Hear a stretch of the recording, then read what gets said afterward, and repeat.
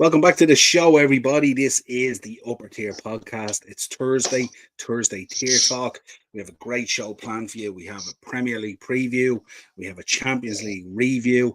We'll keep you abreast of what's going on in the Europa League and the other matches around that as well. I'm sure the chat will chime in as well.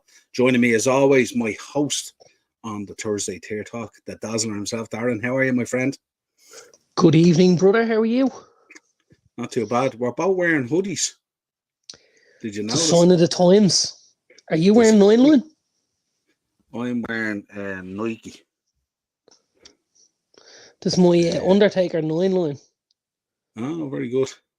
You know, he wears all the nylon gears, the ex-veterans and first responders and stuff. Yeah, I wouldn't know. I'm not a fan of him. No, you're not a fan of him, are you really? Like? Not really. But anyway, yeah, if you could, folks, not subscribe to the channel. 400 quid an autograph. No, absolutely not. If you could subscribe to the channel, hit the bell notification, drop a like on the video and share the content. Check out the audio shows as well. They're going well now on Spotify, starting to get a bit of traction, so we appreciate that as well. I suppose before we start the show, Darren, we have to talk about this man who sadly passed away today. R.I.P. Shane MacGowan, the front man, of course, from the Pogues, and of course, Fairy Tale of New York and all that good stuff as well. It's been a tough year, hasn't it, with people? Sinead O'Connor. Yeah, I don't know whether it's Christie. I don't know whether it's an age thing, is it? Where when you get a little bit older, you realise and you notice the deaths a bit more, because it can be people maybe around your age or maybe a little bit older, or people that you grew up with and stuff like that. Because when you're a kid, I don't know whether it's me or not, but I was kind of oblivious to death, you know. It was just like, oh yeah, my dad's going to a funeral or whatever, but you never really heard too much about it. Whereas now, like every other day of the week, you're like, such and such is dead, such and such is dead. You're like, Jesus, you know. I even have a pal, and you know when he rings me, I know straight away when he calls, someone's died.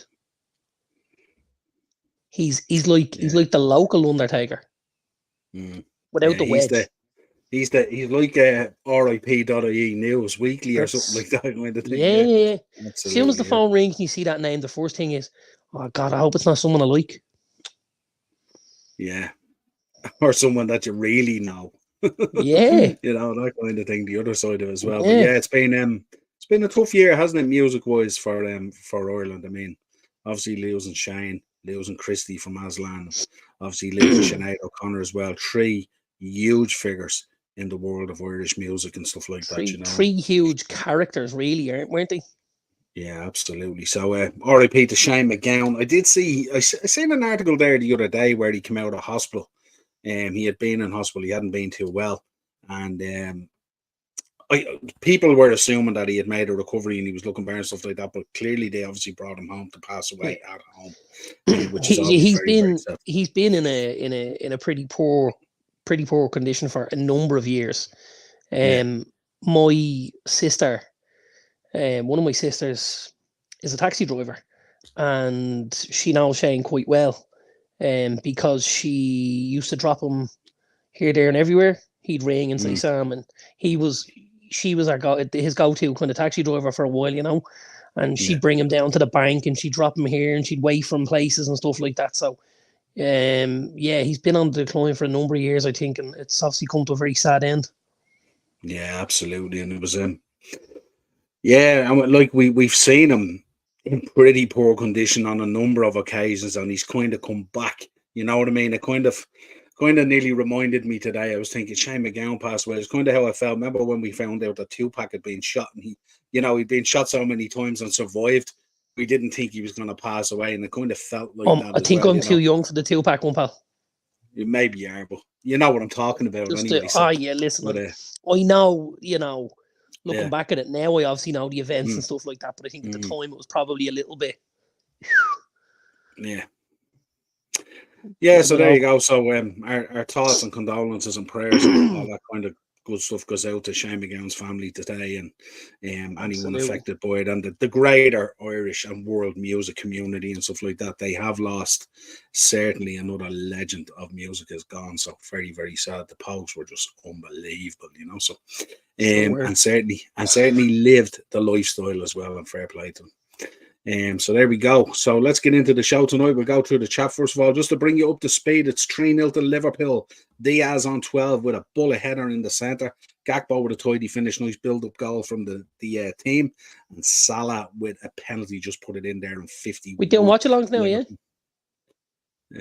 Well, we might be on Thursdays the way things are going, but we'll get into that in the show shortly. Don't worry about that. He knows in. What's the crack, Niall? Oh, good. Switched on Virgin Media too. Yeah, Liverpool 2-0 up now, 3-0 up. Absolutely. Stephen's in CM Punk. This guy, Darren, has been pumped all week for CM Punk. Everything is CM Punk. R.I.P. Shane McGowan. And I think he put a post in here as well. Stephen, he was talking about a young fella got knocked down in Tesco car park around the corner today from him. So hopefully that young lad is all right. Where was that, Stephen? Stephen is... is Stephen Offley? Not sure. Am I right? Not sure. Let us know, Stephen, anyway. Yeah, but yeah, very sad. Hopefully he's okay anyway. The police are in. No wrestling talk, folks. I don't know whether we'll get away with that or not. What's the crack, Noel? I'm Dazzler from Daz. How are you, my friend? Hey, Daz. Phenomenal Daz. How are we? Baz is in. Evening, lads. What's the crack? All good, my friend. Yeah, nearly 1K likes, Noel. Love that, Daz. Love that. That's what I want to hear. Joanne's in. Hiya, Joanne. Very sad news. Yeah, it is very sad news when these legends go. And Daz updating us. Penalty, Noel. Salah taking it 3-0. Aces is in. Bad news, Barrett. Random comment of the day. Unless I've missed something today that I didn't get to see, because I spent my day up on a ladder today, Darren, and I know the plight of Clark Griswold now. I've been decorating the outside of the house, and between tie wraps and clips and bulbs and cable everything toys. Else, board cable toys, and did you check those bulbs, Clark? I sure did. Unbelievable. Fairy Tale of New York, best ever Christmas song. Absolutely. Won't get any arguments here. Absolutely not. And I think, am I right in thinking that was another song that didn't kind of start out necessarily as a Christmas song, but got adapted very quickly as a Christmas song? But absolutely stunning. And they tried to cancel it there a few years ago, if I'm not mistaken, as well. And yeah, that's right. Wanted to change the lyrics, and radios weren't supposed to play it and all this. Absolutely nonsense. Training Liverpool. Nonsense. Because we're not allowed to say any of them words anymore, you know. Scumbag, faggot, cheap, lousy, maggot, or whatever else you have. Yeah, not allowed to say words like that now, Noel. Apparently. Not allowed to just use them. Who knows? Stevens in. Soucek saved the day for us. Yeah, 1-0, 89th minute, I think it was, for West Ham earlier. But that's how it goes. Stephen, that's all you want. A game is 90 minutes. Doesn't matter whether you score in the first or the 89th. Irish music, drink, and drug community. Irish music, drink, and drug community. Okay, what a random comment.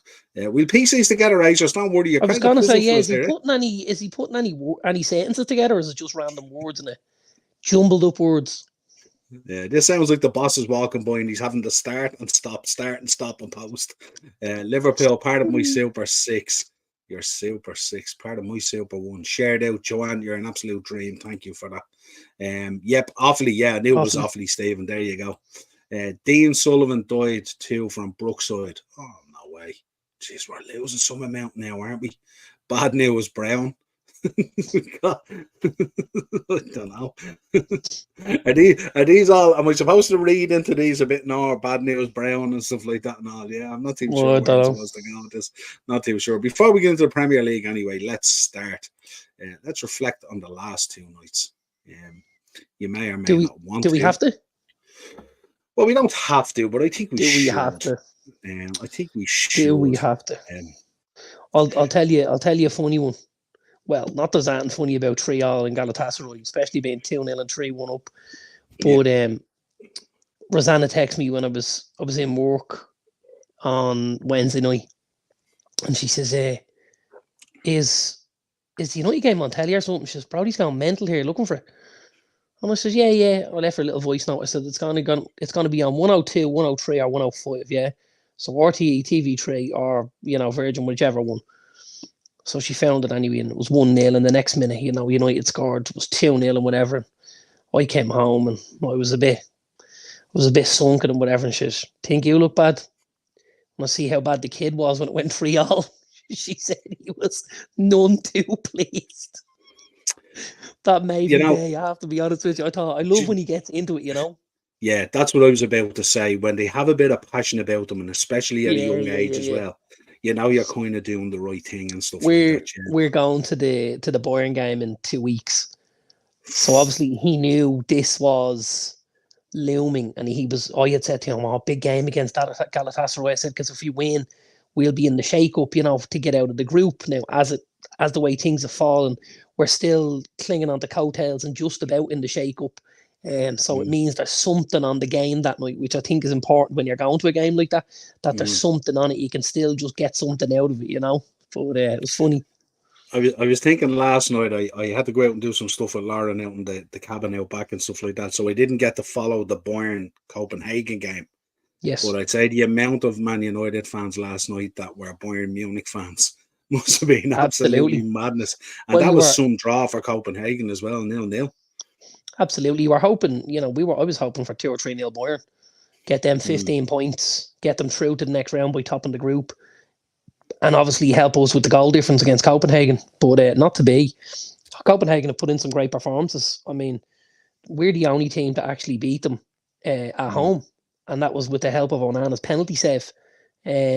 We obviously they drew 2-2 at Galatasaray on the first night in Turkey, and then they drew obviously in Bayern as well, which was a great result for them. So our Yeah. win at home isn't looking that bad against them. Our problem was we haven't picked up points against anyone else. Yeah, I suppose the sickening thing for this is you could go out on the final match day in the group and beat Bayern Munich at home and still go out. Yeah, but listen, That's the kind of sickener, you know. there's two things I would say. Number Mm, one, we have to do our part. That's the first thing. But the yeah, second part for me would be I generally don't think we deserve to go through. I think we've been very, very poor. We've conceded far too many goals. And I think, you know, for me, it would be an unwelcome distraction for, you know, for after Christmas. Because let's not beat around the bush about this. There's no way we're winning the Champions League either way, right? So whether we go through or we don't go through, what's the difference? For me, it's another couple of weeks that we have, you know, knockout football for, but we're not winning the Champions League with how the group stage has gone for us. Let's just nail that down first. yeah. So for me, I'm more than happy to nip out and if we got a draw, you know, and the other two drew or whatever, and we ended up bottom of that group, it'd suit me down to the ground that we'd miss out on Thursday football, you know, and we'd be able to focus our time and energy on the FA Cup after Christmas and the league. I suppose the other side of it is if you can drop into the Europa, you've potentially an extra pathway back into the Champions League because the way the football is shaping up at the moment, it's very hard to kind of predict the top four at the moment as well. And with that fifth spot kind of being up in the air at the moment with the way teams, Yeah. like I think it's up in the air at the moment. If Hughes go out and if Newcastle go out, there's a conversation to be had about that fifth spot. It hasn't been guaranteed yet, so Yeah. I don't know. I think it might be worth them. It might be worth hanging around in it a little bit longer until you get into Yeah, Europa. I also don't feel like we'd win the Europa either, if I'm honest. I think there's way better teams, you know, in the Europa now, plus what drops out of the Champions League to make sure that we're not in a conversation, you know, for my money. Yeah, but I suppose if you bring a few players in January potentially, and then you get a few players back, you know, the likes of Martinez back and stuff like that, and then the gaffer has the bravery maybe to pick the Turkish goalkeeper instead of Onana for a number of games, give him an opportunity and stuff like that with the mistakes he's been making. And you're going to be in the knockout stage then, so it's going to be two-legged affairs all the way and stuff like that. You're decent enough to beat most people at Old Trafford. I think that's a good show if we do get through. Not get through Champions League. If we did make it to the Europa, it'd be really important for me that we seen the kid play in the next two games. You know, I would give Onana the break. We've seen for whatever reason the midweek games haven't suited him. So I would give the other lad the opportunity to get a run in the team and build some confidence, and leave Onana as the league keeper, which is generally what happens. His form in the league has been quite Everton. Very, very good game. Made a couple of great saves and got the clean sheet and stuff like that. So take the pressure off and give him a night off and get the other lad minutes under his belt, you know? Yeah. What did you make of Newcastle the other night? Very unfortunate, really, weren't they? They were. I think you could kind of feel like it was building a little bit. I got home with about 30 minutes to go, and I felt like it was building and building and building. I got to be honest, I thought the decision was really poor. Really, really poor. I think it's a secondary motion. If it goes straight to the hand, penalty, no problem. But because it actually touches his chest and kind of rolls across onto the arm, like such a difficult rule to interpret at the minute. And we see ourselves, like, obviously the referee straight away was like, no, not a penalty. Went over to the monitor, looked at 10 stills, and then all of a sudden sees the ball attached to the guy's arm and gives it. And you're like, that's not what this should be for, It shouldn't be. The words clear and obvious don't mean 10 stills. They don't go together. And especially for Tino as well. He was having a great game.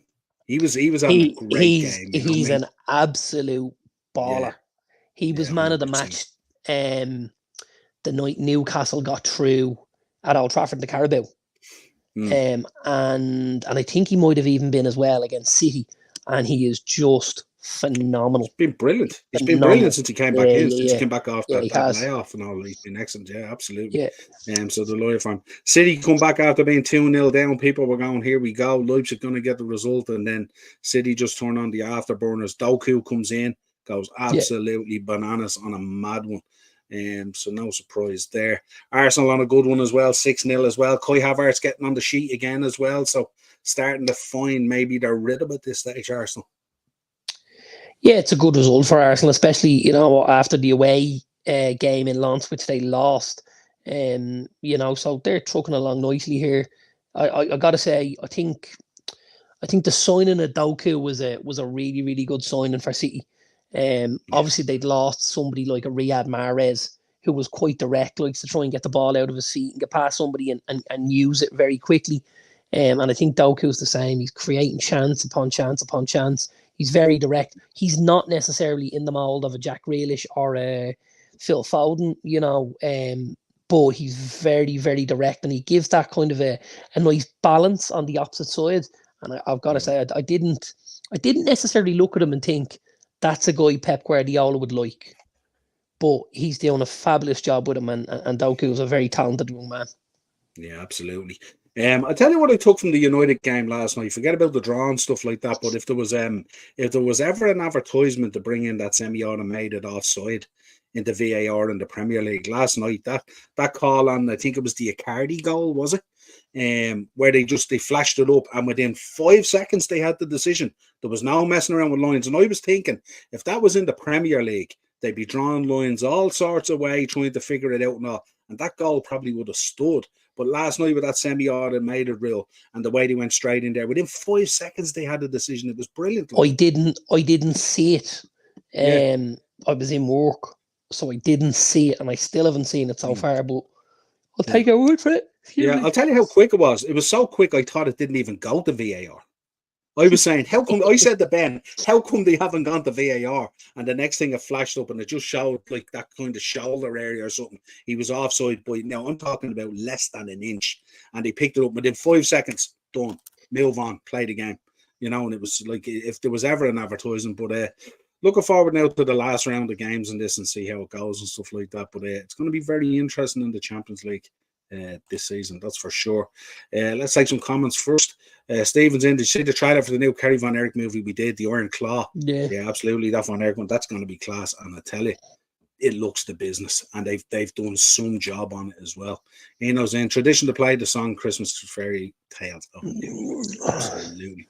Joanne, let's get Fairy Tale of New York to #1 this year. Get it re-released. That would be amazing. It'll happen in Ireland anyway, just naturally. One Man Gang.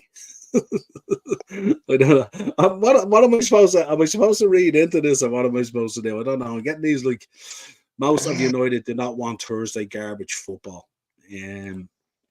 I think it's I think they'd be very clever to stay in and around that if they could. Dazzler, do you think you would beat Newcastle and Chelsea?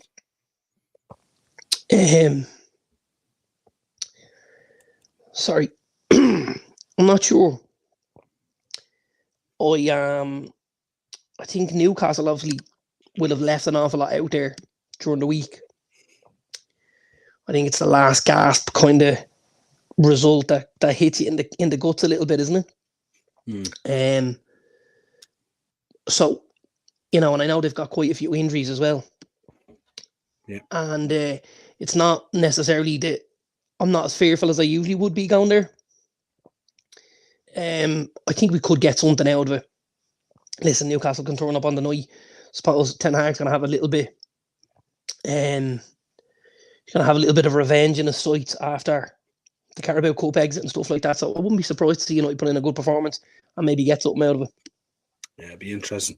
I watched WrestleMania 6 yesterday. Awesome stuff for this. WrestleMania 6 quality. WrestleMania 4 was shite. Ooh, that's a bit harsh. Don't know about that. Neither United will lose to Newcastle and draw with Chelsea. Neither United will lose to Newcastle and draw with Chelsea. I don't think they'll draw with Chelsea. I think they'll beat Chelsea. Stephen, for love of God, please stop watching wrestling. Full stop. That's on the WrestleMania 4 comment, I bet you. CM Punk, he's back again. I hope you're well, and you, Jack. Good man, good to see you there, my friend. Good man, Jack. It was a training session for Arsenal. It was a training session for Arsenal, but they were very impressive. Beating any team in the Champions League 6-0 is very, very impressive. Doesn't matter who it is. Are you watching the game, Jack? I'll just get this up here. What's up next? That kid who used to be horrible to me a month ago has started it again, saying when I got a verbal warning in school, he was saying I had a 10-minute detention when I said I didn't, and at the end of the not too sure. Don't be worrying about lads like that, Jack. I couldn't stop laughing when Paul Merson last night saying that Arsenal has a fantastic chance to win the Champions League. No chance in hell of that ever happening. All we have to do is get the right draw. The right draw, anyone can win the Champions League. We've seen it before. I wouldn't be thinking that's the case. But I mean, if you're in the draw and you've won your group, you've every chance of doing it. And especially when you look at the teams that are about to drop out of it. Lesson, he drew a tick to my name and told the teacher about it, and she didn't really care. So I'm speaking to my people tomorrow. Get your people to talk to their people. I'll watch the rerun of the match from the Virgin Media player. My 3-year-old daughter wants to watch her Netflix on YouTube. At that, I'm gonna take a time out in a minute. I'm a celeb now. I know. Yeah, this is like counseling service, isn't it? Something? We gotta stop reading the comments. Gotta stop reading the comments. Happy birthday, Dazzler. You're right. Jesus, where's all the years go? Only seems like last week you were 38. Thanks, Marky. All right, Mark. It is. Is it today at Mark? It's not today. No. Good luck with the mock exams. Also, happy birthday, Dazzler. Thanks, Jack. Daz in as well. Good luck. You'll never walk alone, Jack, of course. At Daz, cheers, mate. Right, Premier League preview time. Let's get in here. Let's begin. Let's start with Saturday. Arsenal versus Wolves. It depends whether VAR want to screw Wolves over or not again. If they don't, Wolves might get something. If they do, it's going to be Arsenal. Yeah, I really felt for Gary O'Neill on Monday night. I really did. You have a team there working so hard and putting in a shift and getting shafted. And did you hear the absolute bullshit nonsense that came out of the conversation he had with the officials in the dressing room? Unbelievable. It was a soft headbutt. A soft headbutt. So now it's all right. We can all go around the pitch and soft headbutt lads, and it's all good. How did VAR measure how soft it was? I'd love to know that. This is beyond even laughable at this stage. This is getting to a stage now where it's not even probably worth modifying it. It's worth just throwing it in the bin and getting rid of them, because it's getting an absolute joke at this stage. And for a guy like Gary O'Neill and the Wolves who are out there putting in a real good shift, at least deserve the draw. Good shift. Oh, it's just, you know what I mean? And these are the decisions. These decisions could cost Gary O'Neill his job. That's how serious this is. You know what I mean? And it's just, it's getting disgusting at this stage. Well, who are you going for? You go for Arsenal here, I presume? I am, but I'm going a bit closer than most people are probably thinking. I think it'll only be the odd goal. I find sometimes when a team like Arsenal goes out and absolutely trounces somebody like they've done with Lens, things can be a bit leaner in the next game, you know. Maybe things don't click the same way, or maybe there's an expectation and stuff like that. But we'll see. I think Arsenal will do it, but I do think Wolves will get on the score sheet. I think Wolves have been decent of late, very decent actually. So I'm gonna go Arsenal 2-1. Absolutely. Yeah, I think Arsenal will win it. I don't know. I think it might be a little bit more comfortable than what we say. Dazzler Anfield Agenda wants 50 grand to fight someone. Go on, Dazzler, do it. That's our friend Craig on Anfield Agenda. Brentford versus Luton. Is he putting up 50k or he's looking for 50? I think he wants 50k. They want 50k to fight someone. Yeah, I think he's had a run in. It's the issue with your man Angry Ginger or something like that, or something. I think they're talking about that. I think it's Paddy Murphy. No, Angry Ginger is the guy in the UK. Remember, he was caught chanting the food banks thing at the Everton game the other day. He's a United fan actually, and I was gonna say he got a lot of heat over it. But he's a big YouTuber, so yeah. But he got called on it. He got called on that kind of bullshit.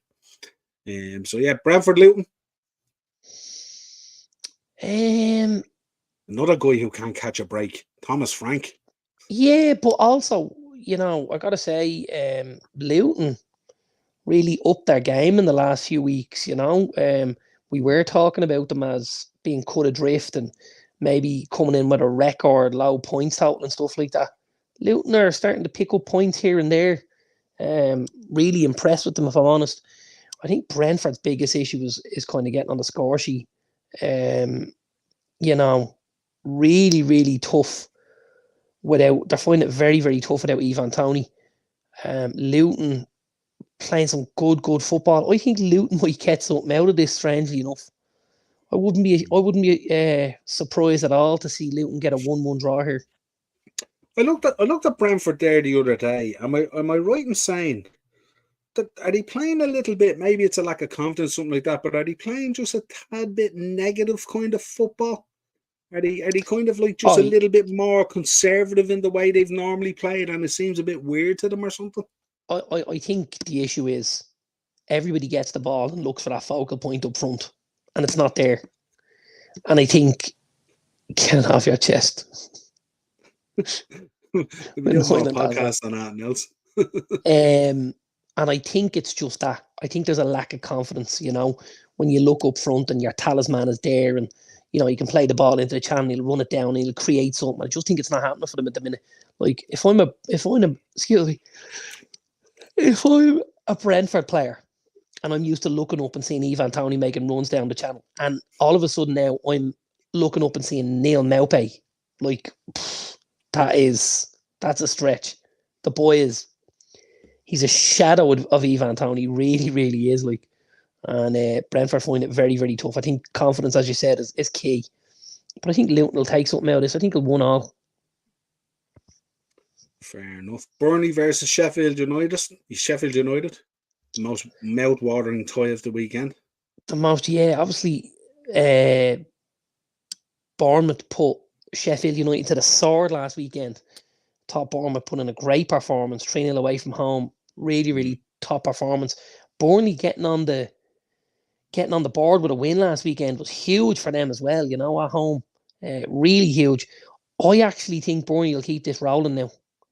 I think this plays into Burnley's hand. Another game at home, another team they can look at and say, you know what, if we play well here, we can pick up points. I'm going to go Burnley here 2-0.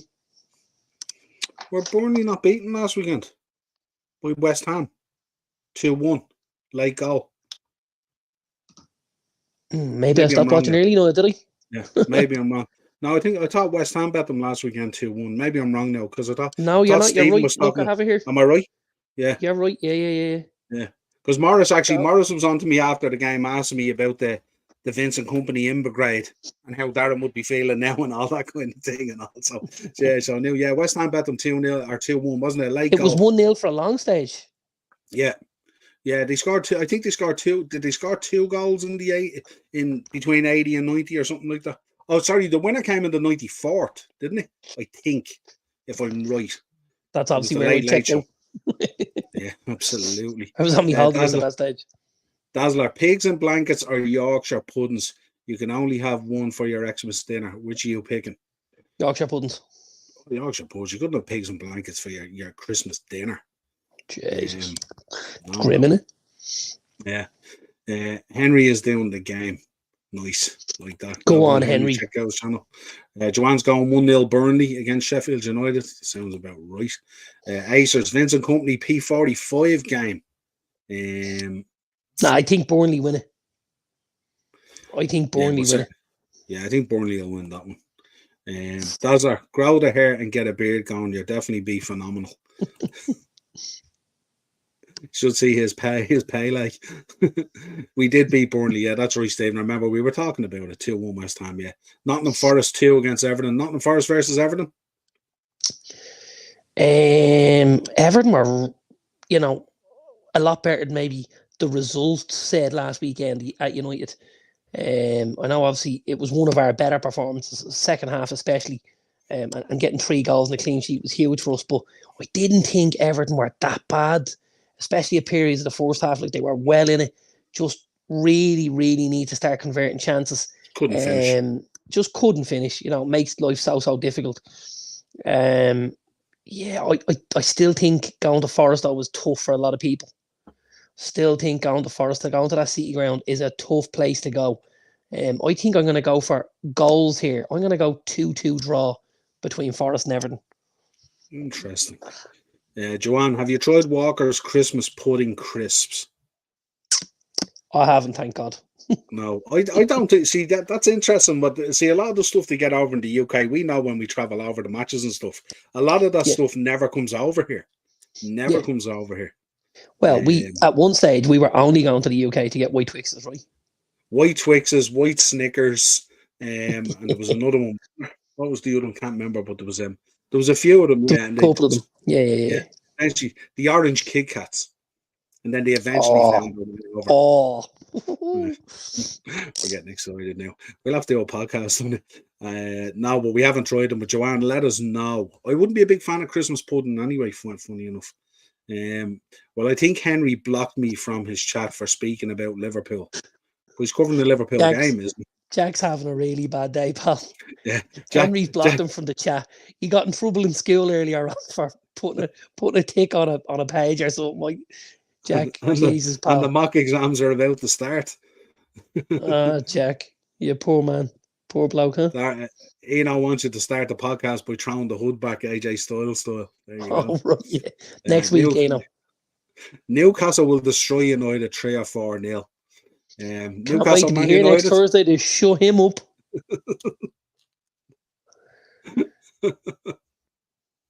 Another one of the Cabbage Patch Kids. Yeah, no, we'll get something out of this.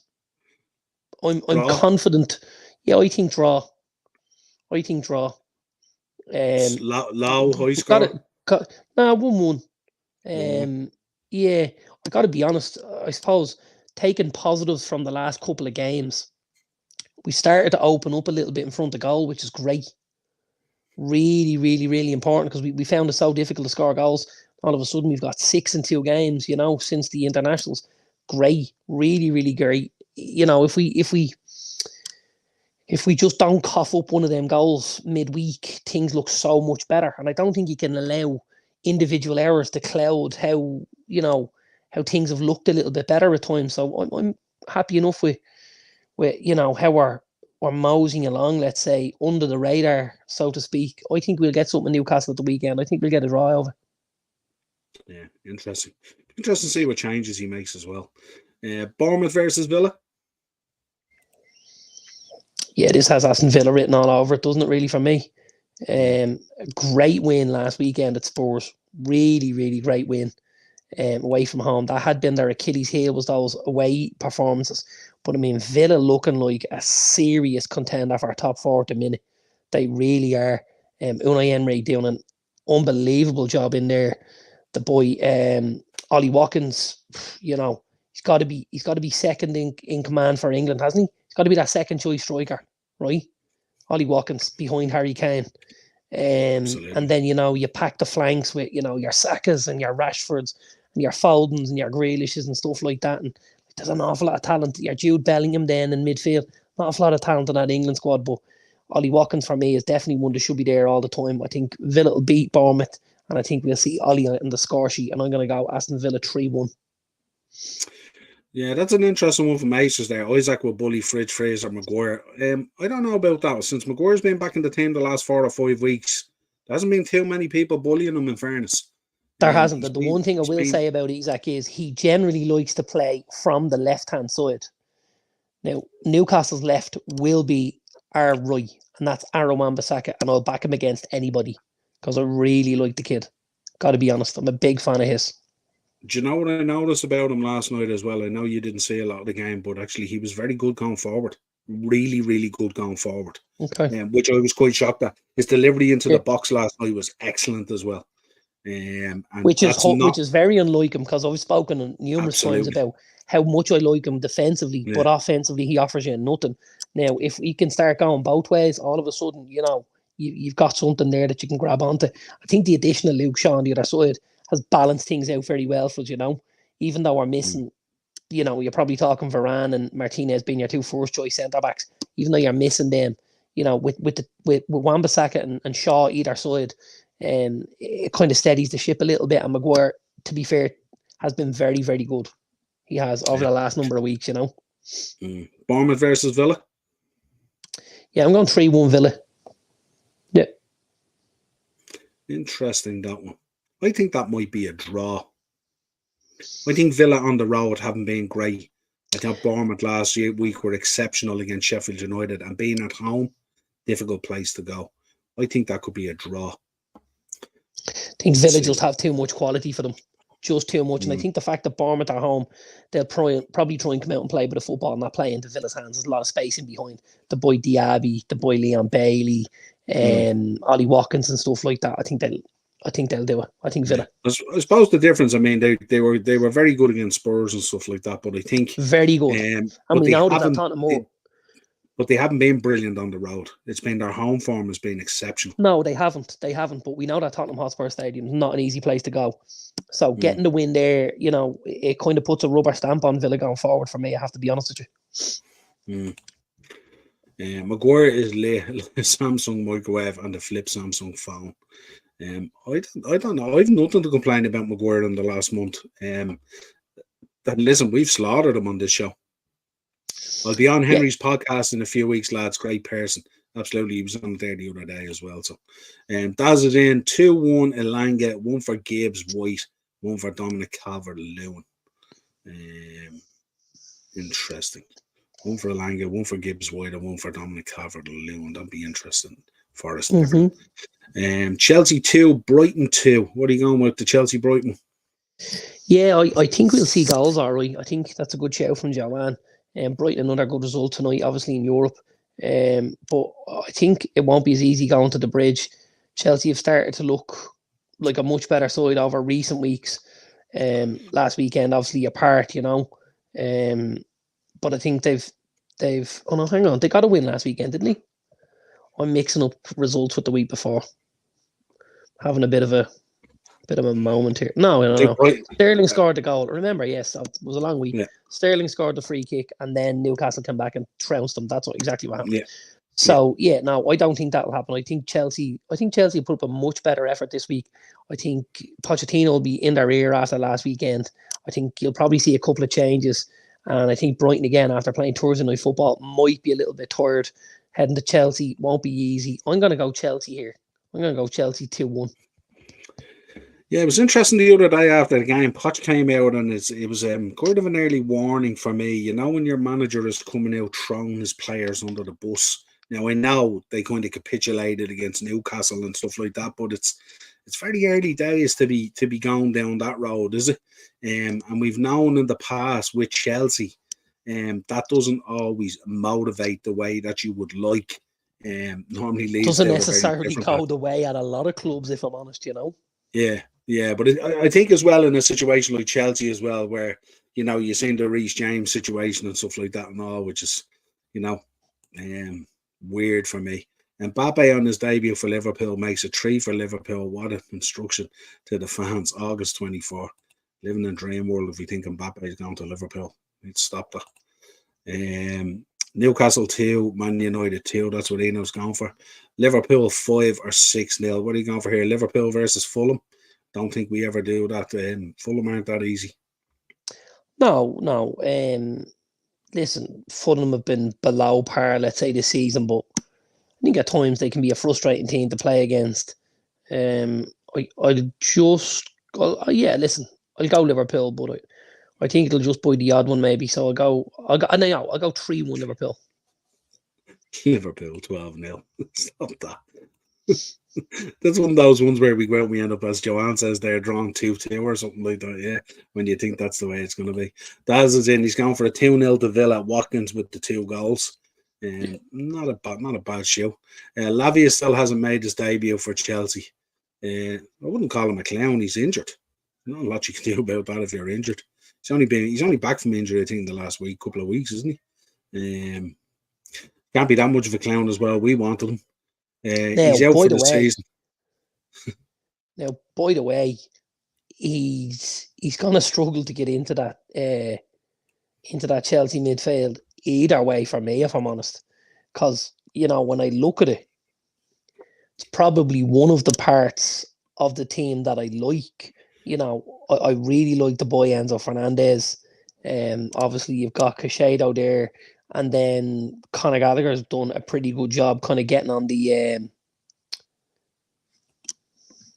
Which? And then...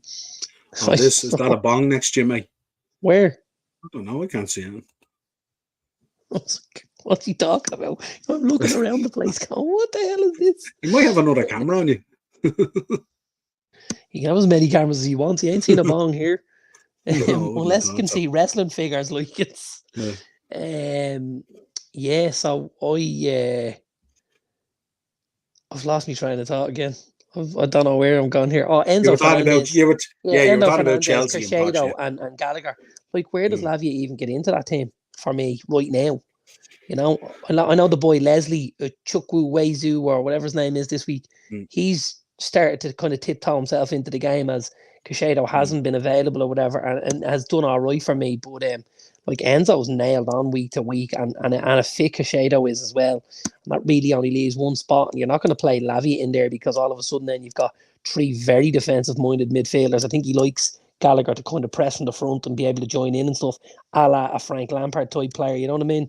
So yeah, I think Lavia will struggle to get game time there for me. Yeah, Marky's in. R.I.P. Jimmy Corkill. Yeah, what a legend he was on Brookside, Jimmy Cork. Good guy, Jimmy. Yeah, I didn't realise that's who they're talking about earlier. Yeah, my dad flying over for United versus Chelsea game on Wednesday morning. Interesting. West Ham 2, Crystal Palace. Is your father a United fan? I presume so. That must be horrific for you. That's it. Yeah, that's it. He's slowly dropping little tidbits out there, isn't he, for us to piece together? That must be... That's this week's clue. Horrific for you. That your father's a Man United fan, as you despise Man United. Gee, that's like unless he's a Chelsea. Could be a Chelsea fan. It's in Old Trafford, though, isn't it? It's highly unlikely he's gotten away ticket. Highly unlikely, but yeah. West Ham Palace. Yeah, West Ham on a reasonable run of form of late. Obviously got through again tonight in the Europa. Yeah, I think Palace still at times for me just look a little bit goal shy. Just like they need a striker, you know.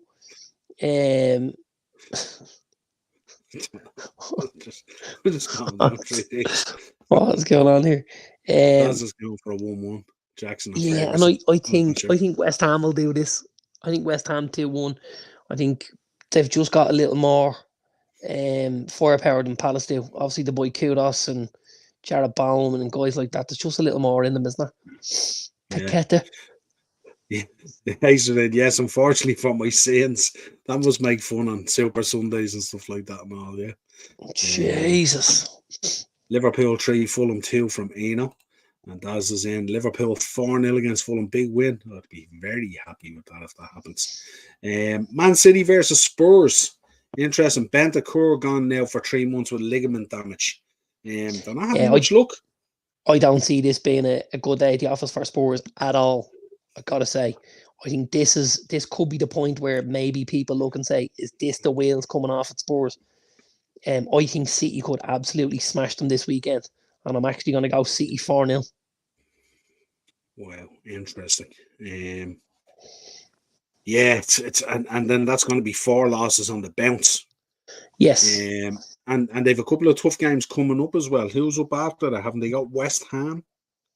And then they've got no easy games when you've got the injuries the Spurs have got as well. You know, that's part of the issue. Yeah, I was listening to one of the Spurs creators there the other day, and he said this could be 6 or 7 on the bounce losing. You know, which is then it could get quite toxic. It'd be really unfortunate for Ange because he's obviously started very, very well and stuff like that. You know, and it'd be a shame to see things go that way.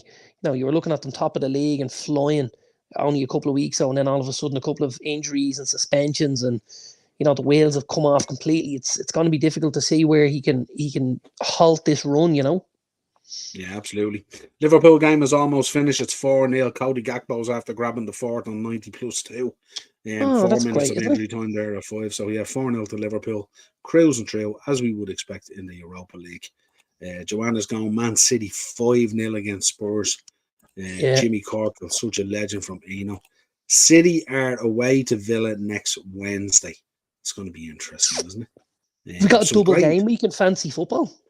I think we probably do, yeah, absolutely. It's going to they're gonna need to push the fixtures as hard as they can anyway. Full time at Liverpool as well, 4-0 to Liverpool. City 0, Spurs 2, Son with 2 goals. Son has been disastrous since Maddison left the building. Absolutely disastrous. No, they don't have a double game week. We have a game week on the weekend, and then we have a game week Tuesday, Wednesday, Thursday. So so there's not, and then we've another one the Saturday then. Okay. We keep Morris busy with fancy you know what? If it's a big if. It's a big if, Morris, Niall. Jesus. Niall, it was a really long week, pal. It was so long, you've no idea.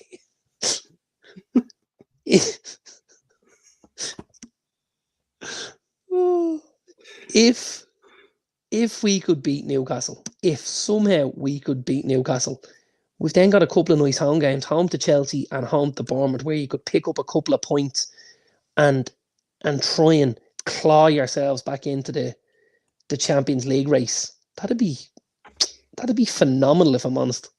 Absolutely phenomenal. Here's hoping. It's the hope that kills you, isn't it? 100%. Oh, 100%. God. Anyway, how's it going to feel when we lose to Newcastle, Bournemouth and Chelsea, and I'm staring down the fucking barrel of relegation again?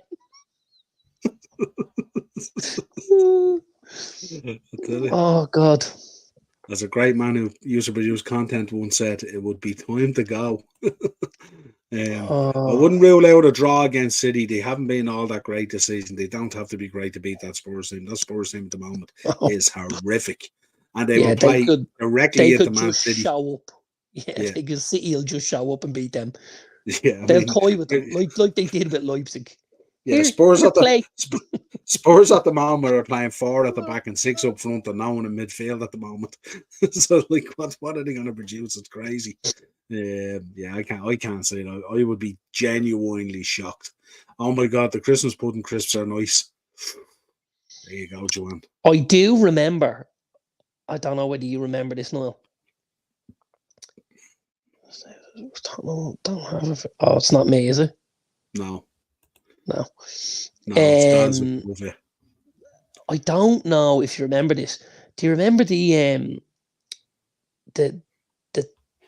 Tato ones? What flavour were they? Were they like Christmas stuffing or what were they? I think they did like a cranberry one or something, did they? Or something like that. No. They're coming that goldy colour packet. You know the one I'm talking. Hang on, I'll get this up now. Tato. Was it a chocolate or something like that? Some type of chocolate? No. Christmas. Hang on. Christmas crisps. They are called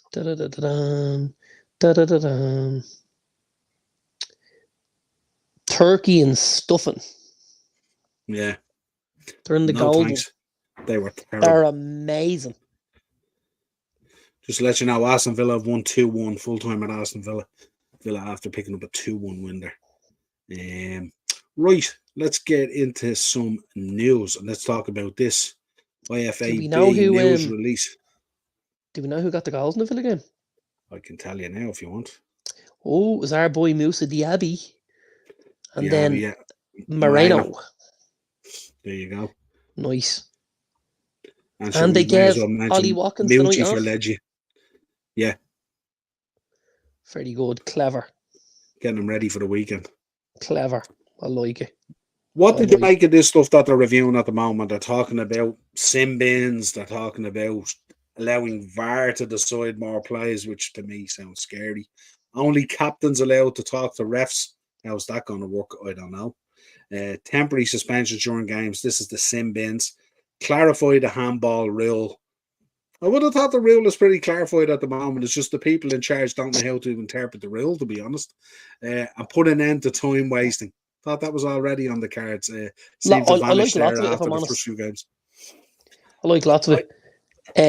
I think so. The temporary suspension during games is obviously going to be very similar to, the yellow card in rugby or the black card in GAA, where the boys go down and sit down for 10 minutes or whatever.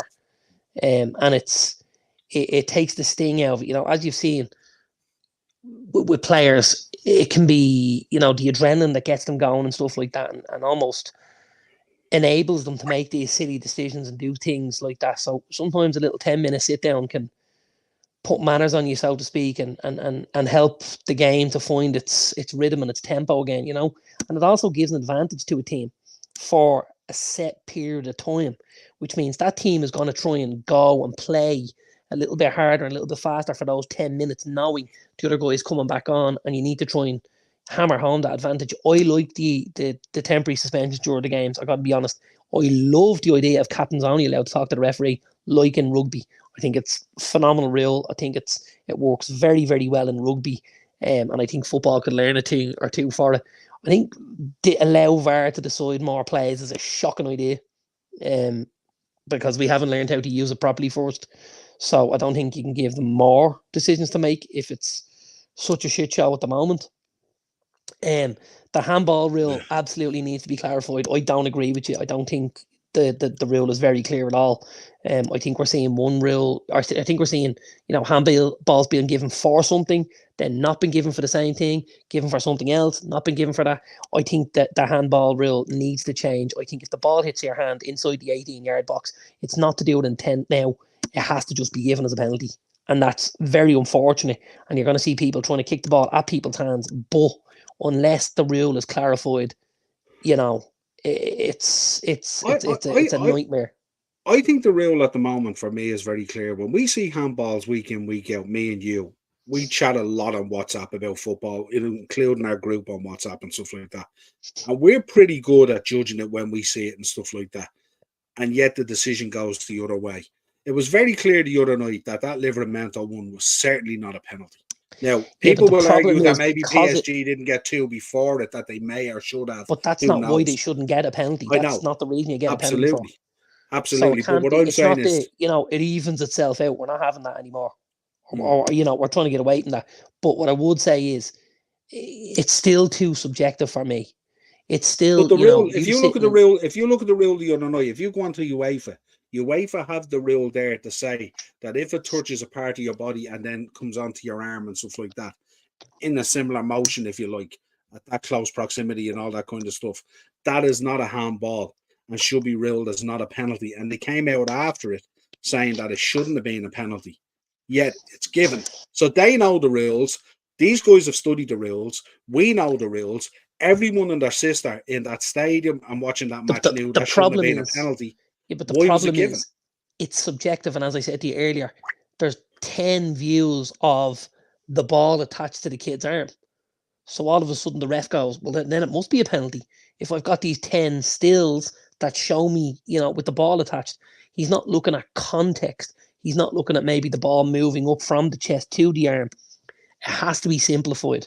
It has to be simplified. If two guys are in the VAR booth and they're looking at it, why are they instructing the ref to go to the TV to look at it when they can see it there that clearly is not? I have no idea. I have no idea because we've heard this before that the bigger teams will get decisions like this for them. Is this one of those occasions where it was good for UEFA and for the competition for PSG to get a result there and ultimately prolong their stay in the Champions League? I don't know. It's hard to know. Yeah, I have to say, I'm with some of the chat on this. I don't like the idea of sin bins at all. And I don't like the idea. I'd be very concerned of the idea that every handball in the box is just a penalty, boom, end of story, because lads are just going to be taking pot shots at people's arms and all now, and it's absolutely not with the game at all. It's not really what we want to see. Dazzler flex on those haters, absolutely. Daz Aces, it went back on at Aberdeen. What's the crack? Game just ended 4-0. Boom, boom, boom, boom, boom. Ended the night. Salah is on 199 goals for Liverpool, one behind Ian Rush. One behind Ian Rush. Don't think so.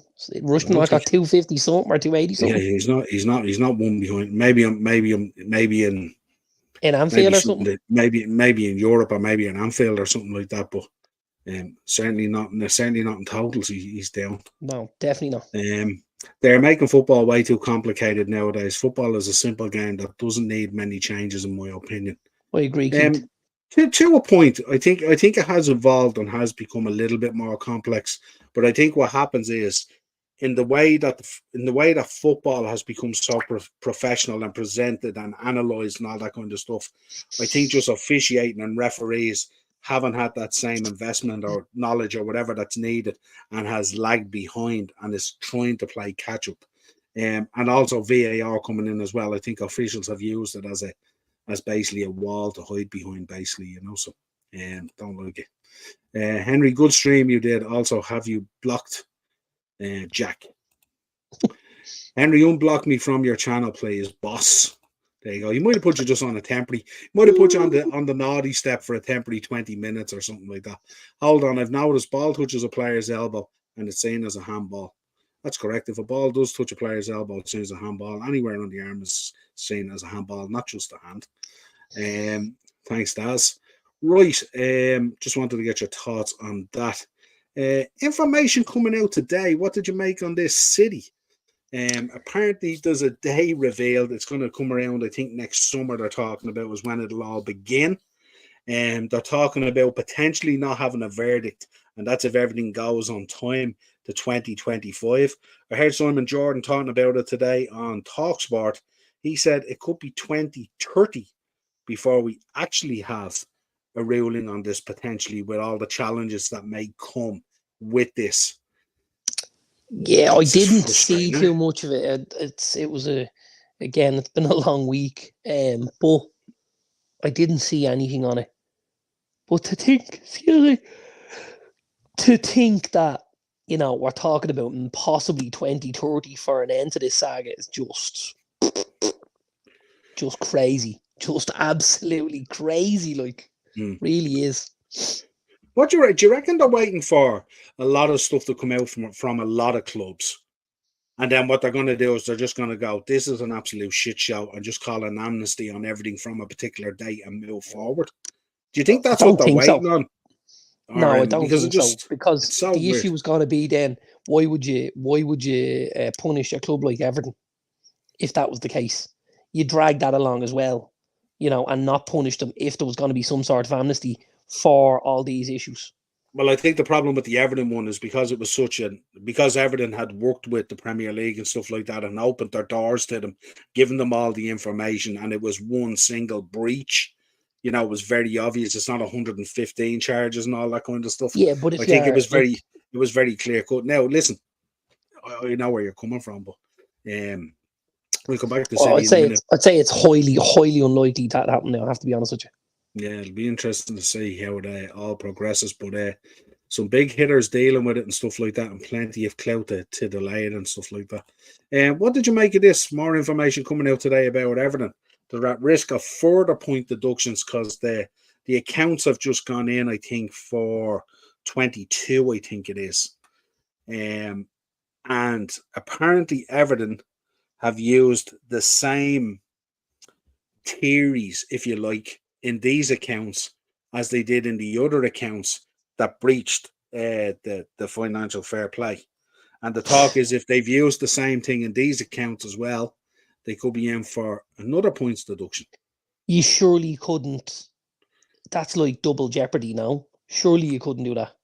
If you've already slapped them on the hand for it and the accounts have been put in, you can't retrospectively then turn around and go, oh, well, we told you after the event that you put them in, so we're gonna bang you with another one. That'd be horrifically bad. Really, really poor. But would it shock me?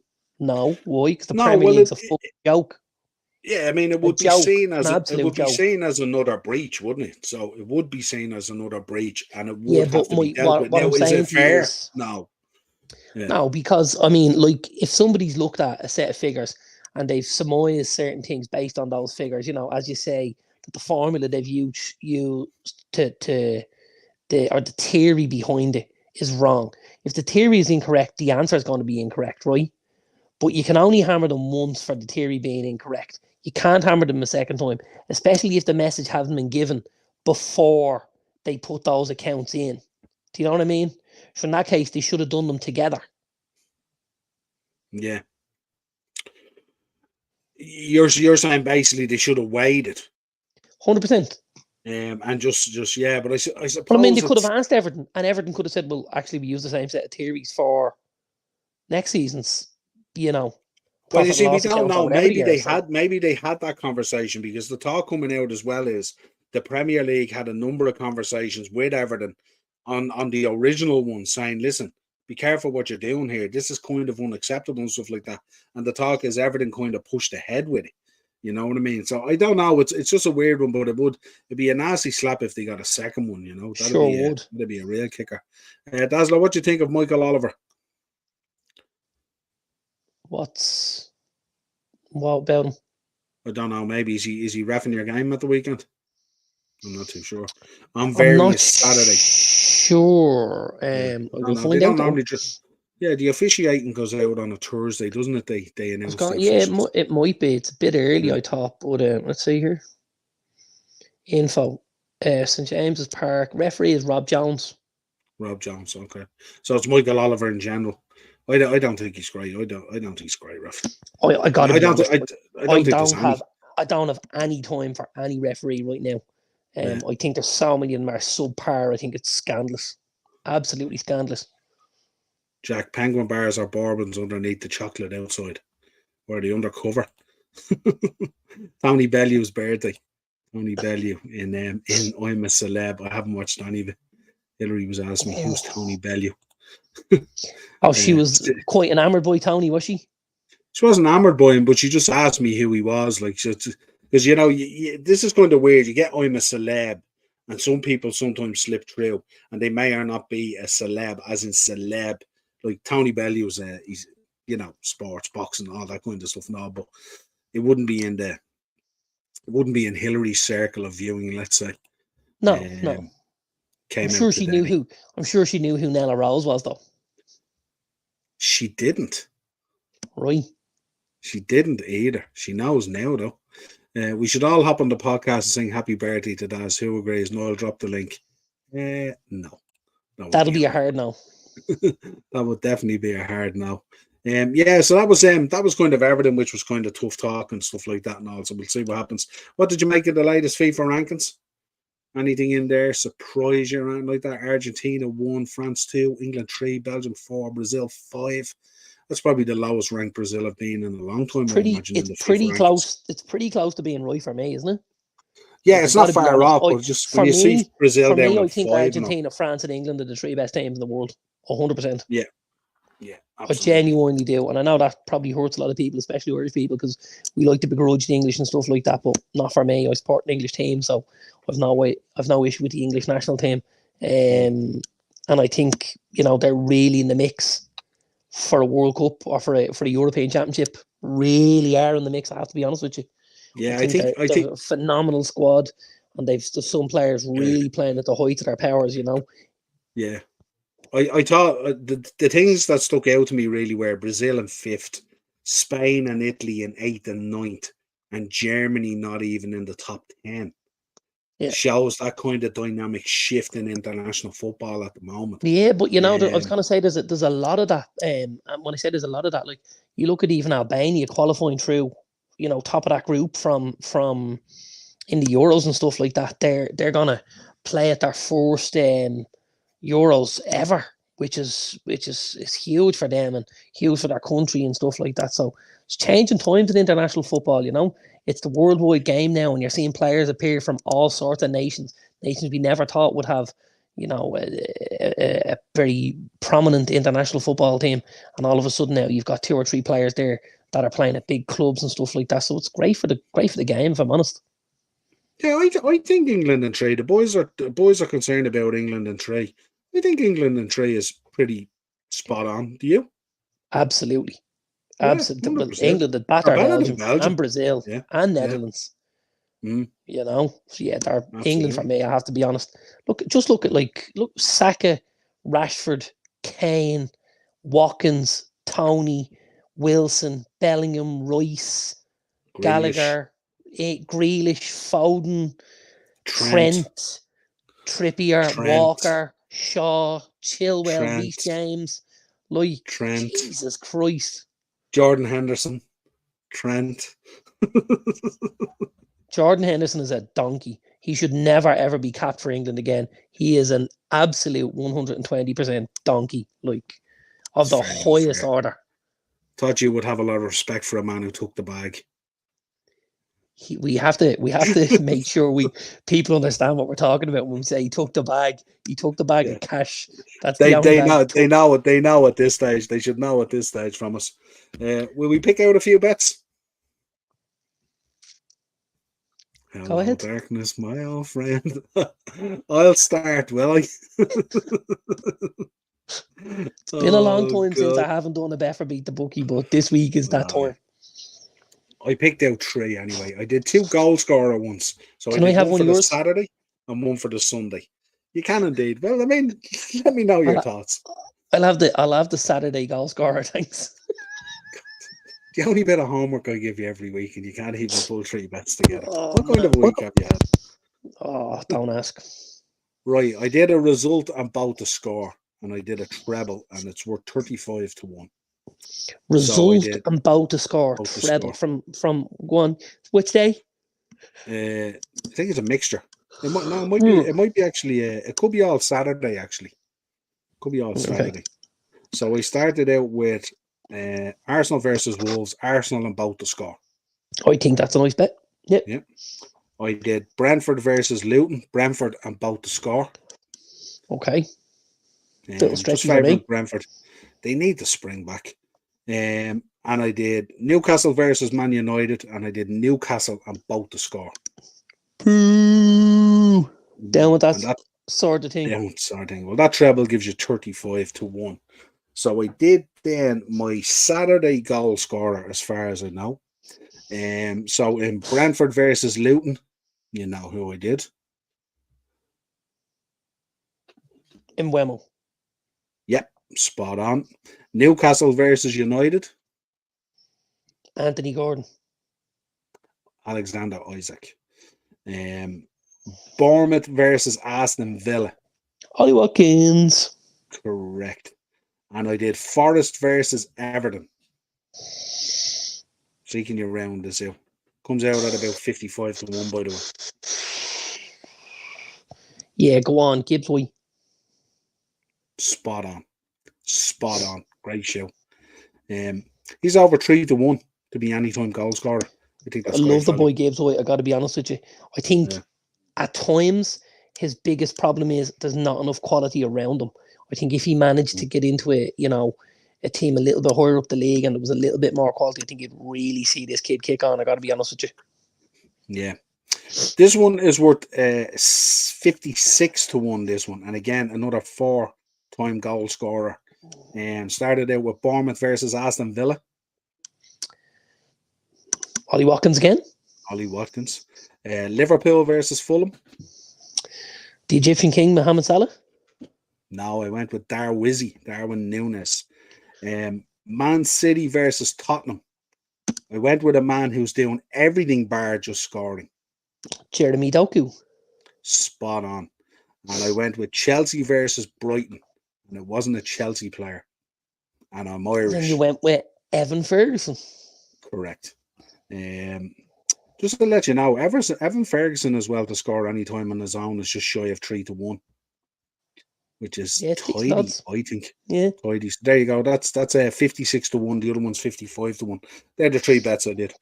So 2 goal scorers, one from Saturday, one from Sunday, and a result and both to score treble. Thank you for your efforts, Niall. I appreciate it. No problem at all. And these are Darren's bets. Dazzler, here's one for you. Which strikers do you pick if you was South? Southgate.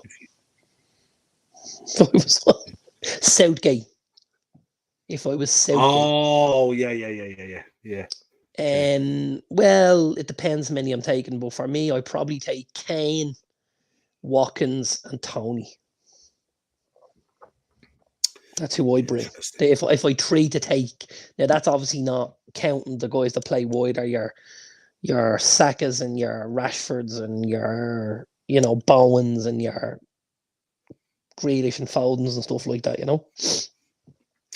Such a great selection that he has. Plethora of talent. Plethora. My fear is Calvin Phillips and Jordan Henderson still get a spot though, which is fucking scary. Oh my God. That's so scary. It's unbelievable. And like you're staring down the barrel then of Ward-Prowse being left at home and everything and all, and you're just going.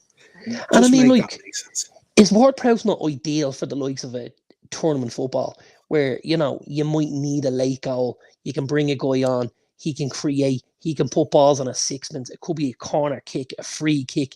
It could be something like that. That could just get you back in a game, get you to an extra time situation where you could then truck on and get the win and stuff like that. I think it's mental not having him involved. With a Kane who's such a target man. Such a target man. Jude Bellingham, who, by the way, is just, they're playing him up front now, and he's now looks like a striker. Yeah. What's going on here? He might be the fourth. He might. Southgate might pull a fast one again and change the midfield fronted around us. Seeing his strengths now, just a midfielder. Jude, where would you like to play this week? Right back is grand there, Gareth. No problem, son. Off you go. Oh, just a hat trick, is it, Jude? Yes, just the 3. Kids on a different planet. Oh, God. He is the star at Real Madrid. And when you think about who's there. And is he 19? Yeah, no, well, he's probably 19, 20. He's anyway. 19. He's probably still 19, yeah. Oh, scary. God. See the 15-year-old the other day came on for AC Milan? I did, yeah. 15. Very I was sitting watching it with man. Ben. I said, Ben, that lad is 5 years younger than you. He's coming on to play for AC Milan in the Champions League. You can just about put your boxer shorts into the wash. They'd be found on the floor of the bedroom. They'd never even make the wash basket at 15. You know what these lads are like? Unbelievable. Company is so overrated. He wasn't that good. What? Jack, give your head a wobble. Company was a sensational footballer. Beat the bookie. Yeah, there you go. That's Jack, you're not allowed to bet. You're too young, pal. Don't forget. Stick to buying lollipops and stuff like that at in the tuck shop. He did sort of scream last weekend. Did you see it for Getafe? What a score. And I tell you, do you know something? I wasn't even shocked because he has scored a few of them for Man United. Imagine the goal he scored last weekend, and it still wasn't the best United goal of the weekend. Yeah, mad. Jude Bellingham at the moment is the best footballer on the planet. Yeah. Won't get too many arguments. Many arguments. I heard the Celtic team will be at the Plough Championships next year.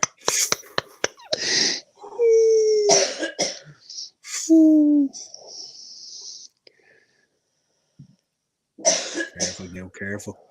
Nah, they're like £3 for a lollipop now, Dazzler, mate. We used to get a box of them for that. Isn't that right, Dazzler? Sure Celtic is, at the Marky. Clown Championships. It sure They didn't do themselves in much glory this week anyway in the Champions League, that's for sure. A number of records were broken. They And were I tell you, their ploughed again by Lazio, weren't they? and their buddies Rangers as well. Their buddies Rangers weren't doing much. They dropped points to Ragball Rovers tonight, didn't they? Jack, just so you know, we can't do Chinese impressions. Sorry. We don't do that around here. Unfortunately, my friend, you're going to have even a worse week. Jack, this is the reason, Jack, you're being put on timeout steps by Henry and stuff like that. No, be careful. Morris, can you give them a dig out in the Clown Championships? Morris, one of the sponsors. There you go. Yeah, so there you go. That's it. Another show. Can I tell my Chinese joke? If you want. I just seen it on Instagram the other day. Thought it was a belter. You need to be very careful now because Instagram has lost all sense of credibility.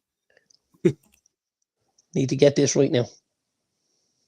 Daz says, I hope the person is all right coughing. Did you hear about the Chinese couple whose baby was late? No. They named him Suddenly. Good Lord. This is taking a very dark turn. This is dark side of the upper tier now here in the chat. Lads, what's wrong with you with all these? What do you want to do all these impressions for and stuff like that? And then Acer's coming in with a blinder as well. What are you talking about? Anyway, folks, pleasure having you on as always on Thursday. I will be back on Saturday for a preview for the Fulham game. Then Monday I will be back. Or Sunday I'll probably do match reaction and on how things go and stuff like that. And then on Monday I'll be back with the Monday mashup with Marky. We'll go through all the weekends action and all the latest and stuff like that. Yes, my friend. I really hope to put in a better performance next week, pal. That was a struggle for some reason. Sometimes it's tough. Sometimes it's tough to get through it. Yeah, that was just about getting through it more than anything else, pal, but I'll put my best foot forward next week. By the time I get to Thursday, I've done about 5 or 6 shows at this stage, so I'm just robotic at this stage. At this stage, next Thursday, we'll still have games on. Yeah. Because it's Thursday football next week, Premier League. Yeah. We'll keep an eye on it. Just saying. Yeah, we might need to push out the time, maybe. Or we could do watch-alongs. I don't know whether we should do watch-alongs or not. Depends who's on the Thursday night. Let's see who's on the Thursday night. I'd say there's a good chance it's going to be United on a Thursday night. Aces wants us sponsored by Chang's. Jesus Christ. Aces, just for the heads up, they don't even give us a discount anymore. It's like we never existed. Who's on the Thursday? Thursday is Everton Newcastle. And then at quarter past 8, which is a late time if you're asking me. 8:15, Spurs versus West Ham. That means it'll only be half time when we come on. That's a bleeding late one, isn't it? We wouldn't do a watch along for either of them anyway, would we? Absolutely not. There's no Spurs fans or Everton fans. They're all dog shit. The wrestling show, Daz, will be on Wednesday, Pro Wrestling Weekly, as per normal. I don't think there's any change at the moment, but you'll see the shows will go up over the weekend and stuff like that. So, yeah, Wednesday for that. Yep. Niall, did I get it right with my prediction? Which one? Did CM Punk arrive? Oh, he did. He did arrive indeed. He did. He arrived and then he arrived again.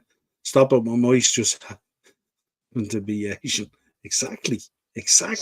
That's because of Eddie Cheap Smith.